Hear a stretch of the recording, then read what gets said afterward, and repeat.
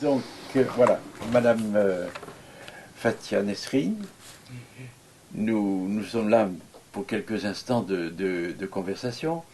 Peut-être pourriez-vous dire quelques mots de présentation de vous-même. Oui, bien volontiers, mais assez rapidement. Je suis née en Algérie en 1950, À Colo, je crois. à Kolo. J'ai grandi à Constantine et je vis actuellement à Alger. Ceci étant, j'ai fait une partie de mes études à Constantine. Le reste, c'est-à-dire jusqu'à l'université, l'école normale supérieure à Alger. Alors vous avez été à l'école normale de Constantine. Voilà, donc j'ai fait mon secondaire à l'école normale d'institutrice de Constantine Oui. et le supérieur à l'école normale supérieure d'Alger en relation avec l'université d'Alger. Alors pour situer peut-être un peu dans le temps, vous étiez à l'école normale d'institutrice de Constantine dans les années Dans les 60, années après l'indépendance, après hein, l'indépendance. dans les années 63-64. 63, 64, voilà. Donc là, il y a 2 années de formation. Non, non, il y a 4 années de formation d'institutrice. Oui. 3 années qui correspondent au cycle secondaire, c'est-à-dire le programme du cycle secondaire, avec évidemment des spécificités de l'école normale, Oui, et une quatrième année, oui. voilà, et une quatrième année de stage pratique. Ça, c'est donc votre formation à Constantine d'institutrice. Et puis vous êtes parti à Alger, Voilà. à l'école normale supérieure. Voilà, donc mon supérieur, je l'ai effectué à l'école normale supérieure d'Alger. Bon, ben après, j'ai fait un DEA de linguistique, j'ai fait des petits travaux comme ça de recherche. Mais sinon, ma formation m'a destinée évidemment à l'enseignement. Et j'ai d'abord été formatrice dans les instituts technologiques de l'éducation, c'est-à-dire ce qui a remplacé les anciennes écoles normales d'institutrices. J'ai donc formé des enseignants pour le cycle moyen pendant de nombreuses années. Alors le cycle moyen, c'est quoi? C'est le cours, le cours moyen C'est c'est ce qui qui, correspond au cours moyen en c'est ce France? qui correspondrait au collège. Ah, au collège. C'est Voilà. l'équivalent donc, de notre 6e à la 3e au Voilà. collège. Voilà. Puis ensuite, j'ai intégré l'Institut pédagogique national. Et là, j'ai fait partie de plusieurs commissions. Pendant de nombreuses années, j'ai d'abord été co-auteur de manuels scolaires de français pour le cycle secondaire. On a fait des manuels scolaires, des livrets pédagogiques, des ouvrages, des livrets d'exercices, bon, tout ce qui pouvait accompagner le manuel scolaire destiné à l'enseignement dans les lycées. L'enseignement du français. L'enseignement du français. Donc là, vous étiez en contact avec l'esprit de la jeunesse. On peut dire ça parce qu'effectivement, nous étions obligés de nous déplacer dans les établissements, de faire des enquêtes, des interviews, de participer à des rencontres avec des inspecteurs, toutes les informations qui permettaient de rester au niveau du public, de ce public-là de lycée, et de pouvoir lui parler à travers un manuel. Alors, un beau jour, vous avez eu envie de revenir à votre enfance. En fait, j'ai fait énormément de choses déjà à l'Institut pédagogique national parce que pendant un temps, on a fait des ouvrages scolaires et puis on a bien fini par couvrir tous les cycles. Et ensuite, l'Institut lui-même a eu d'autres objectifs. Donc j'ai fait de la recherche ensuite dans des équipes. J'ai travaillé bien souvent en équipe et en fait, la recherche portait toujours sur évidemment des contenus scolaires. Mais là, c'était à l'évaluation des programmes.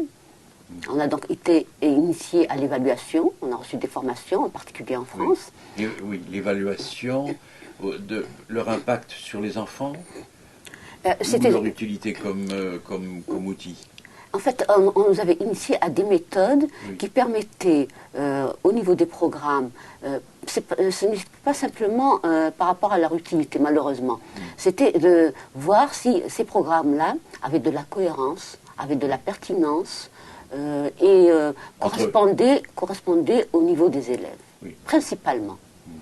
Il n'y avait pas de souci de cadrage, de perspective, par exemple la mémoire nationale, de faire passer la mémoire nationale dans l'esprit des élèves, comme objet d'étude par les élèves.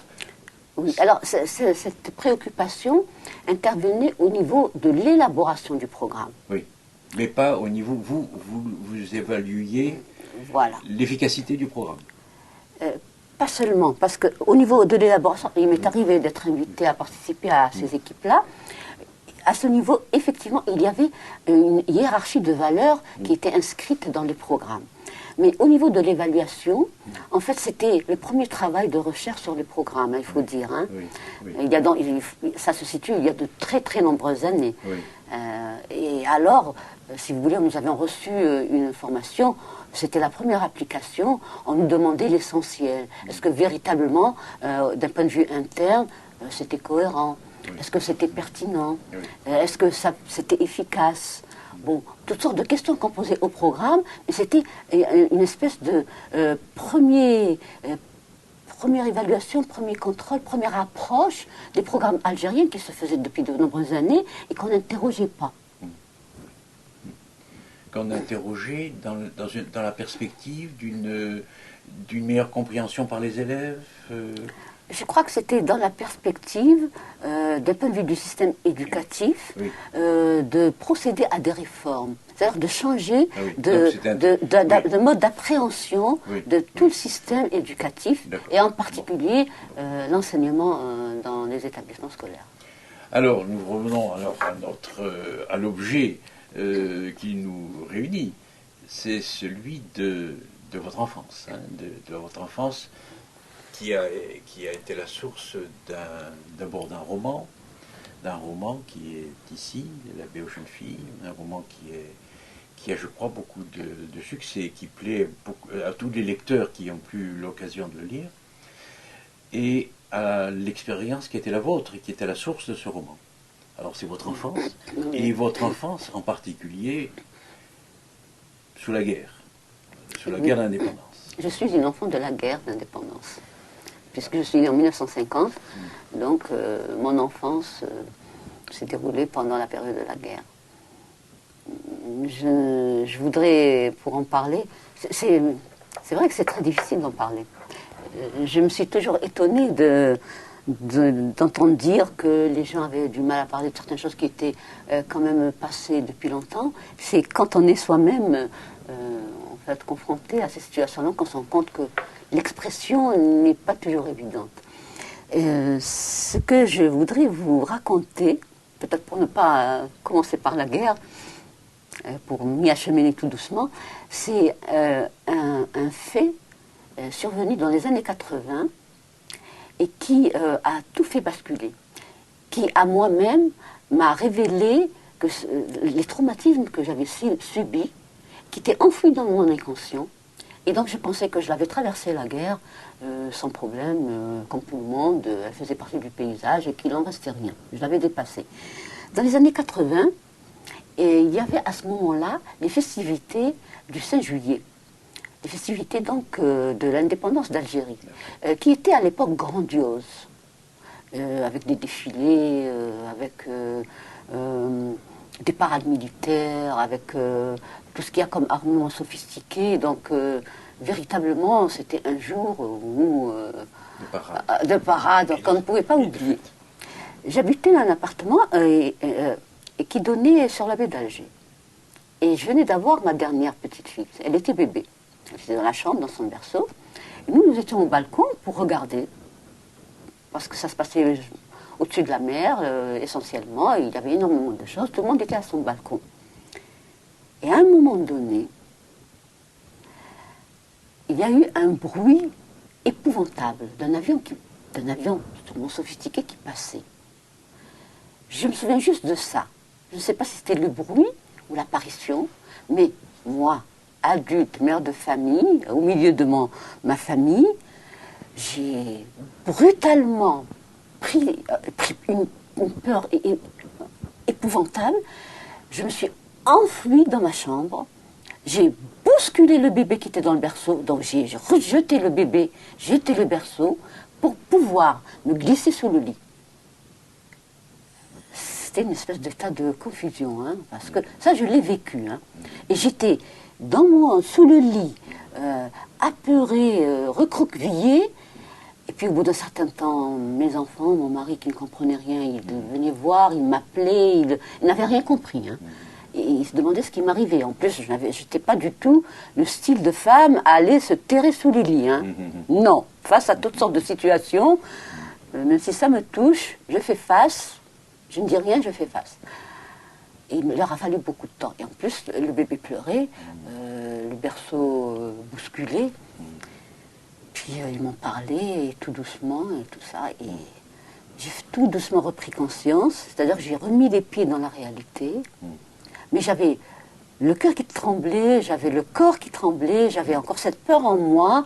J'étais brutalement partie, je me suis projetée brutalement dans la guerre. La guerre, c'était pour moi ces avions épouvantables qui faisaient un bruit incroyable. Et quand ils avaient fini de faire le bruit, il y avait ces explosions énormes, les incendies, les feux tout autour, parce que le maquis était autour de la petite ville où j'habitais. De Colo. Voilà. Et c'est là que j'avais réalisé que, quelque part, la guerre m'avait traumatisée. Et cela a éveillé en vous des images? Oui. Oui. Alors là, par rapport aux images, il y en a beaucoup. Hein. Il y a d'abord quelque chose qui se répétait. C'était les rafles. Moi, je n'habitais pas à la campagne. J'habitais donc dans la petite ville. Et donc ce n'était pas le maquis, mais il était tout près. Alors en ville, ce qu'il y avait très souvent, c'était des rafles. Les rafles, ça veut dire tout de suite les portes brutalement ouvertes, une irruption aussi brutale de soldats armés jusqu'aux dents, accompagnés de chiens bergers, et qui, bien sûr, bondissaient dans tous les sens, vous obligeaient à vous immobiliser à un endroit, à les fouiller partout, faisaient que les chiens, j'ai eu une peur terrible des chiens. Les chiens bergers arrivaient jusqu'à vous renifler, et donc par rapport à ça, et d'ailleurs ça se retrouve dans mon roman, je dis très souvent, je parle très souvent de quelque chose dont j'ignore le sens, je dis très souvent les bérets verts, les bérets rouges, les chiens bergers, voilà. Donc par rapport aux rafles, ça a été toute l'enfance, et donc ça a instauré un climat de terreur permanente, parce qu'on ne savait pas quand la rafle avait lieu, et ce qui pouvait en être la conséquence. Et alors moi, à partir de là, toutes les nuits, pendant de nombreuses années, je faisais le même cauchemar. Il se répétait, je me disais le lendemain, ce n'est qu'un cauchemar. Mais la nuit d'après, je recommençais, j'avais le même cauchemar. Le cauchemar, c'est que, bon, comme on s'en doute, on ne faisait pas la rafle pour rien. Il y avait des personnes qui étaient prises. Et, il arrivait que tous les hommes soient pris. En général, on les emmenait soit à la caserne, mais surtout dans les stades. Et on décidait de fusiller des gens. Et donc, moi, ma terreur, et je faisais ce cauchemar la nuit, ma terreur, c'est qu'un jour, ça soit mon père qui soit fusillé. Et toutes les nuits, c'était le même cauchemar. Mon père qu'on emmenait, et l'horreur d'apprendre qu'il a fait partie des gens qui fusillaient. Et donc, pendant toute la guerre, je n'avais qu'une crainte, une terreur. C'est que je perde mon père, et par cette mort horrible et gratuite, c'est qu'il soit un jour fusillé dans un stade, et que je ne le revois plus. Et je crois que mon soulagement à l'indépendance, je crois que c'était ça. Mon père n'avait pas été fusillé, il était toujours là, la guerre était partie, et je n'avais donc plus à avoir de crainte pour la vie de mon père. Ce père qui occupe une place importante dans le roman. Dans le roman, mais en fait, le personnage du roman n'est pas une représentante de mon père. Hein. C'est une représentante du père dans une famille patriarcale.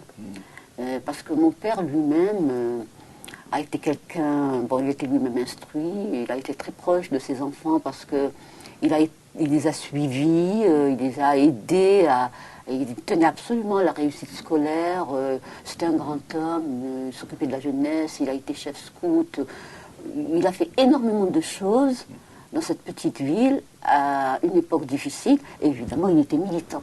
C'est pour ça que j'avais peur. Je savais que, évidemment, il pouvait un jour... voilà. Il a milité. Il n'était pas dans le maquis, mais il militait donc clandestinement. Et en fait, il a fini par faire des années de prison. Il n'est pas mort fusillé, mais il a quand même été emprisonné. Et c'était une prison particulière à Kolo, elle s'appelle Tabbana. Tabbana, c'est un lieu maudit. Rien que d'évoquer le nom, on a une crainte épouvantable. On ne sait pas à quoi ça ressemble, parce qu'en surface, on ne voit rien. C'est au sommet d'une colline. Et la prison est souterraine. Et il nous racontait, non pas à moi, mais j'ai eu l'information, donc sûrement par des adultes, que la prison était souterraine, donc il descendait profondément dans la colline pour arriver à cette prison-là, que c'était recouvert d'eau et qu'il devait se tenir debout constamment, les pieds dans l'eau. Bon, il a mis des années, il en est sorti avec une maladie cardiaque. Bon, il a été emporté par une crise cardiaque, mais à un âge respectable. Donc on peut dire que quelque part il a échappé à ce que moi je craignais le plus, c'est-à-dire que le cauchemar.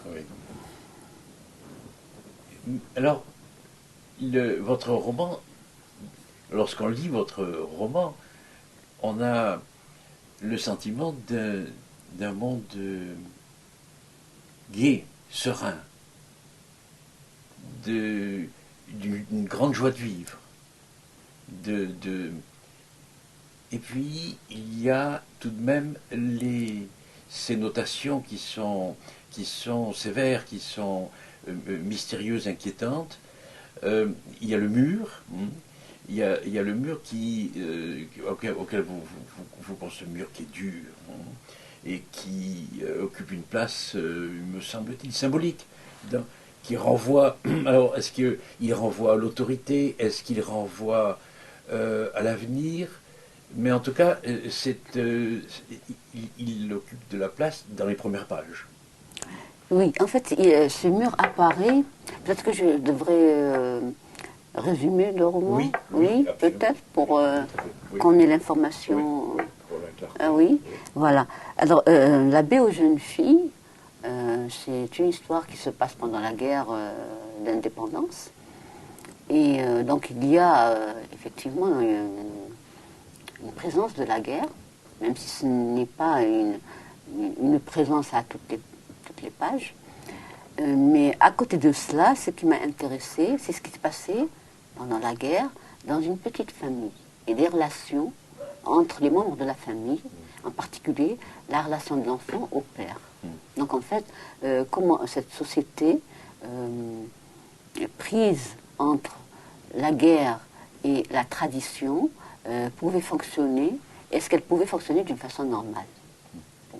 Donc, dans cette histoire-là, c'est l'histoire de l'école, parce que le problème qui domine, c'est le fait que, de par la tradition, le père, gardien de l'honneur de la famille, a refusé que son enfant, sa fillette, aille à l'école, et la mère, qui a vu des générations de femmes rester analphabètes, parce qu'il y a une espèce de fatalité qui les frappe ainsi, a décidé de transgresser l'ordre social et a inscrit sa fille à l'école française, je précise, parce qu'elle allait apprendre le Coran dans la zaouïa du quartier à l'aube, mais elle apprenait seulement le Coran. Et elle, sa préoccupation, c'est qu'elle apprenne à lire et à écrire, et pour cela, il fallait aller à l'école française, comme la plupart des enfants. Donc, elle va inscrire, et la mère et la fille vont vivre clandestinement, parce qu'il ne fallait pas que le père l'apprenne. Et il fallait permettre à la petite fille de faire ses études. Donc ça, c'est pour le fond, c'est pour l'intrigue. Pour l'intrigue. Ceci étant, effectivement, il y a ce mur. Le roman s'ouvre sur un mur que je décris longuement, et il y a ce mur qui réapparaît à la fin. On va dire que le mur, ce sont les obstacles. C'est ce qui se met entre vous, vos rêves, vos projets et leur réalisation. Ce mur, c'est quand même un roman qui a été écrit à l'âge adulte. Donc, quelque part, en tant que femme, j'estimais que je n'avais pas un chemin ouvert par rapport à ce que je voulais être, et que très certainement, il me restait encore des murs à franchir. Ça peut être des murs qui sont en moi, des murs qui sont à l'extérieur, au niveau de la société, mais il est le symbole des difficultés, des blocages, des obligations, des choses qui se mettent sur votre chemin qui vous empêchent d'avancer. Alors, ce mur, comme vous le présentez, et cette figure du père renvoie au fond à une autorité sociale, plus que à l'autorité personnelle de votre papa et au rapport affectif que vous avez eu avec lui, puisque au contraire, euh, il, il était plus libérateur que répressif. Donc c'est une figure du père social que vous mettez en scène dans ce... Effectivement. Quand même pour mon père, c'est vrai que c'était une grande figure. Et donc, dès qu'il s'agit d'un grand homme, quelque part, vous avez des difficultés évidemment à communiquer, à vous-même à avoir une image de vous qui vous permette de progresser. Bon, ceci étant, c'était quand même un père algérien. Et en tant que père algérien, comme tous les pères algériens, il avait de la fermeté, de l'autorité, des exigences, et puis l'exigence de respect quand même d'un code social. Hein. Autant au plan humain, au plan des qualités intellectuelles, au plan des qualités personnelles, c'était une figure particulière. Autant par rapport évidemment à la culture, il véhiculait des valeurs propres à la société algérienne et donc il avait ce comportement vis-à-vis de ses enfants et en particulier vis-à-vis de la fille, comportement jouer son rôle de père dans une société algérienne. Oui, donc il vous imposait ou il vous dirigeait vers des rôles établis, consacrés par la tradition. Alors, on parle de mon père. Dans la réalité, il faut reconnaître quand même, c'est grâce à lui que j'ai fait des études. Dans cette petite ville, les filles n'allaient pas à l'école. Alors, c'est tout le contraire de ce qui est raconté dans le roman.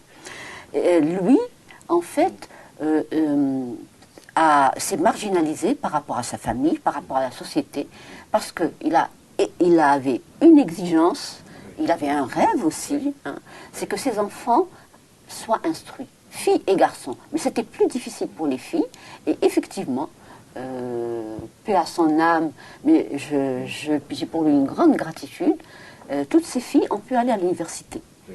Parce qu'il y tenait absolument. Il a tout fait pour cela. Il s'est mis à dos la famille. Il en a été quasiment exclu. Il fallait cela pour qu'il puisse, lui, permettre à ses filles d'étudier, et d'aller donc jusqu'au bout. Et il nous a aidés dans nos études, il nous a suivis, il nous a contrôlés et il nous a encouragés. Donc, sans pour autant qu'au plan social, il y ait des libertés. Si vous voulez, l'essentiel pour lui, c'était l'instruction, le savoir. Non, par rapport aux valeurs, on ne pouvait pas non plus lui demander d'oublier sa culture, de la mettre entre parenthèses, d'opérer un changement de cette dimension-là et de faire comme si la société n'était pas autour de vous, oppressante et tout le reste. Et donc, par rapport à notre comportement, il était très sévère. Ceci étant, dans le roman, ce n'est donc pas mon père. Hein, le roman n'est pas autobiographique, mais on met toujours beaucoup de soi dans un roman, même si on dit qu'il n'est pas autobiographique. Et le père, et dans le roman, je ne dis pas mon père, je dis le père. La petite fille emploie ce générique, le père. Pourquoi ? Parce que c'est un représentant de l'autorité paternelle à un moment donné dans la société algérienne. Effectivement, il joue le rôle de gardien des traditions, de gardien de l'honneur de la famille. Et ils se sont d'autant plus investis de cette fonction que nous sommes en guerre. Et la crainte de la perte de l'identité renforce en quelque sorte les traditions de la société. Et donc la dureté et la fermeté et l'autorité du père. Pour ne donner qu'un exemple, dans le roman, il y a une scène au début du roman assez parlante, c'est celle du vernis à ongles. Alors, à un moment donné, les fillettes du quartier jouaient. Elles passaient leur temps à jouer à l'époque, hein, dehors, dans la rue, mais la rue, c'était devant les maisons. Et un jour, après avoir joué à la marelle et autres jeux, elles s'étaient un peu lassées.